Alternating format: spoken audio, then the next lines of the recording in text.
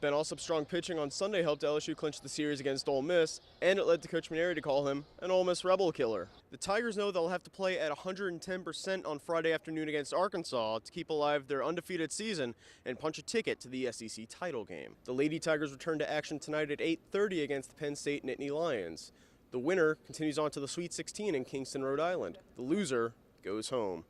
In the PMAC, covering the LSU Lady Tigers in the NCAA tournament, Jeff Rhodes, Tiger TV.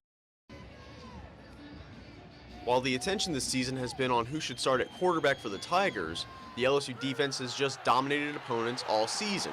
The Tigers defense has made plays all year to help LSU get to 11-0. We work ball skills, ball drills, and having ball skills every day. That's one thing that we stress in the secondary, that when that quarterback puts the ball in the air, that ball is ours. It's just as much ours as it is the receiver, and we're going to take it away from him. And now the Tigers sit alone in the top of the polls and the SEC West with one game left in the regular season. The Tigers know they'll have to play at 110% on Friday afternoon against Arkansas to keep alive their undefeated season and punch a ticket to the SEC title game. It takes all phases for this team to win, and it doesn't matter who gets the shine. Nobody is worried about who's getting the recognition and who isn't. We all buying into the system, and we're all out to achieve one goal, and that's to be in a position to win a national championship at the end of the year. So I really think that this team realizes the path that it's on. I did not bring it up. It was not an example that I needed to point to. I think our football team recognizes that, we control our destiny. With the end of the season so close, the Tigers can almost taste the SEC championship game and the national title game, but they know they have to take care of business against Arkansas. We have to finish, and that's what Coach is preaching right now in the locker room. We got one more, and this is the one to get to the SEC championship. So this is a very important game, and we got to take this like it was the Alabama game. If the Tigers are to make it back to the SEC title game for the first time since 2007, it'll be because of their defense. A squad that has shut down high-powered offenses all season and outperformed one of the nation's best defenses on the road in Alabama. Who's at quarterback will fade into the background of fans' minds like it has all season. In Oxford, Jeff Rhodes, Tiger TV. While most teams on campus rely on players from all over the country, the men's tennis team relies on players from all over the world.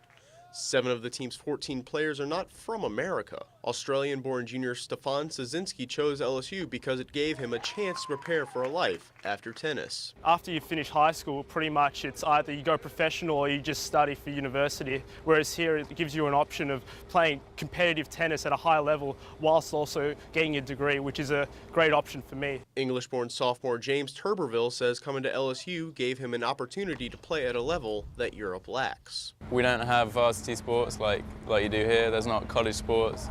It's a much smaller scale. The standard isn't really very good. But how does Coach Jeff Brown get all these international players to LSU?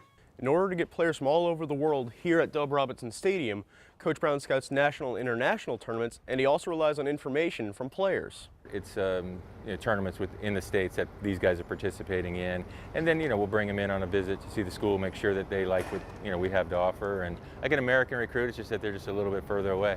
English-born senior Neil Skupski's brother Ken, a former LSU tennis standout, got him interested in donning the purple and gold for the LSU tennis team. He told me about the facilities here. That was very good. The coaches here, Jeff and Danny, they would work with me for 4 years and improve my game. Someone that knows the most about somebody is somebody that you can talk to that's currently on your team. They can give us a little more insight than just somebody sending us an email or a video. For Tiger TV, I'm Jeff Rhodes.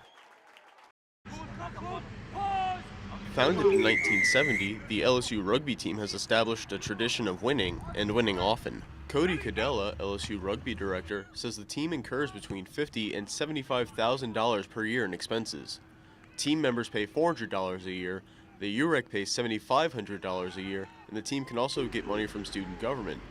They also rely on those who came before them to help them keep playing. making sure that we have a very active alumni base who's really doing a lot to contribute to the program, to make sure that we're able to afford everything that we need to do to be a great team. Wing Jeff Lavasser believes that leading by example will help keep the team's winning tradition alive. A lot of people are going to be graduating this year, so we're trying to reinstate everything we do into the younger kids. So this year's a big stepping and a growing year. Team members must keep a 2.5 GPA to continue playing and have to remember that school comes first. Our coaching staff's always preaching that we're students first. You know, if guys have tests and you have to miss a session, you know, that's okay. So we have a constant time that's set for rugby. It's not too much a day. And then we have the time that you have for your own time and you have your social life. But your school time, I put that first. The rugby team gives its members more than just an opportunity to play rugby. It also gives them friends and memories that will last a lifetime. Cadella and Lavasser have even compared being on the team to being a member of a fraternity. And once I joined the club, that's where I made all my best friends, and I've gotten a couple of my friends to come out here and everything, and it's made the new experience, and it's kind of like a fraternity, but not really. It's not a Greek fraternity per se, but we're all brothers, we're all close. You know, we do everything together. The rugby team has definitely made my college experience. For Tiger TV, I'm Jeff Rhodes.